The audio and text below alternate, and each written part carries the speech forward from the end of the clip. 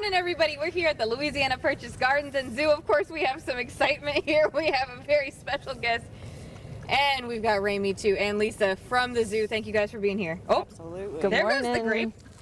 Good morning. How are you this morning? I am good, and it seems like we have lost the grape, and now we no longer are interested. Come on. Who do we have with us? This is Mina, our Eland. She is almost 3 months old. Beautiful female. As you can tell right now, we have her halter breaking out, experiencing the zoo, and she's just having a blast today. She's having a good time in the cool weather. It doesn't bother her, and she is so sweet. Look at her. And so the horns too. Tell me about those horns. Both male and female have the horns. They are actually super interesting. They're spiral. They use them, of course, for defense, but for mating purposes as well. Okay. Cool. And elands, what are those for people who don't know, which many of us probably don't know? It's going to be the largest species of antelope. Southern and Eastern Africa is where they reside. They play an integral role in Africa as well for fertility in the tribes there as well. They are herbivores, which means they are browsers and grazers, eating grass, branches, things of that nature. But when it does drought there, they'll go for roots and things like that. Awesome. Or herbivores, you know, Herbivores, in general. Yes. Oh, hi. I don't have And I'm food sure, for you. yeah, I'm and I'm sorry. sure if she could, she'll get her hands on anything fruit or vegetable wise. She loves them. I love that. I agree with you. A healthy little lady. And she's pretty young now. She is almost 3 months old. She's been with us since day one. She's got a cute backstory of how she accidentally fell into our lagoon, swam across, and actually ended up right beside our bison enclosure, calling out until one of our zookeepers found her. We brought her back, and she's been with us ever since.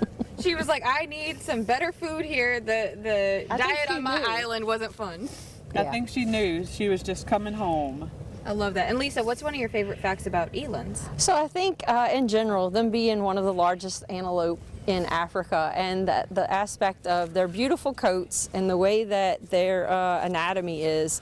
I'm sure you got some good close-ups of those beautiful white stripings that are on her side. They keep that all the way through their adulthood, and it's for camouflage. Now these guys get the size of horses, basically. They get about 2,000 pounds, and they have a mane, kind of like a horse. It's kind of short. And then underneath their neck, they get a dewlap, which is mostly like you would see in a Brahma cow or zebu, animals of that nature. These guys, in particular, their habitats are in the savannas, a little bit in the forest, but not much. But they have the ability to raise their body temperature in this hot summers, you know what I mean? And it'll stop sweating, and they can conserve water that way. So they don't really have to be around water. They're really not good swimmers, but Mina is. Clearly. And yeah, and they will swim, you know, if they're in danger. So you really won't see a fence around our eland that are on the boat ride. And guys, if you can, check out the boat ride, because you'll see her parents out there. And they're pretty amazing animals. Even their ankles click like reindeer, the caribou here in the U.S.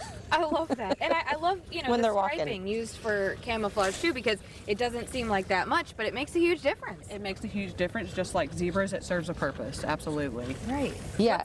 From natural predators, anything like that, especially when they're running, they do run up to 40 miles per hour. I mentioned earlier that at a standstill, they can jump 8 feet in the air. So you got to think of how magnificent that is for a creature like this. 2,000 pounds of it. Yeah, Lisa, like, Absolutely. And 8 feet over your head. And so the stripes, like you said, they serve that purpose. Do they get any bigger, or are they pretty much going to look like this throughout their life? They're going to look like this a little bit more prominent once they get older, just because of the coat will get a little bit darker around those areas. But that she is beautiful, this little black stripe that goes down, and of course the dewlap on her neck that, if you can feel, feels like an earlobe. That's crazy. I love it so much. And so they are domesticated in some areas too, Lisa. Oh yeah, I'm glad you brought that up, Jessica. So in Africa, these guys are being domesticated by the local people, and one of the main reasons is because of milk production. Their milk is very nutritious for humans and for other baby eland. So they're seeing an uptake on domestication.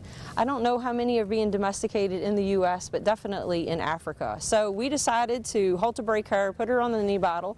We're going to have her in the petting zoo, guys, for y'all to be able to feed her some of the petting zoo food and to touch her until she gets too big or until she jumps out of the petting zoo.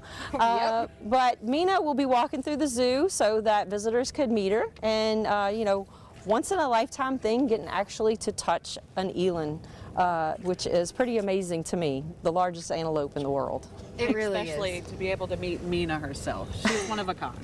She's a celebrity, I feel like, at this really point is. among zookeepers. That is so exciting. Thank you guys for telling us all about her and about elands in general. We'll have more details about them on our website, knoe.com.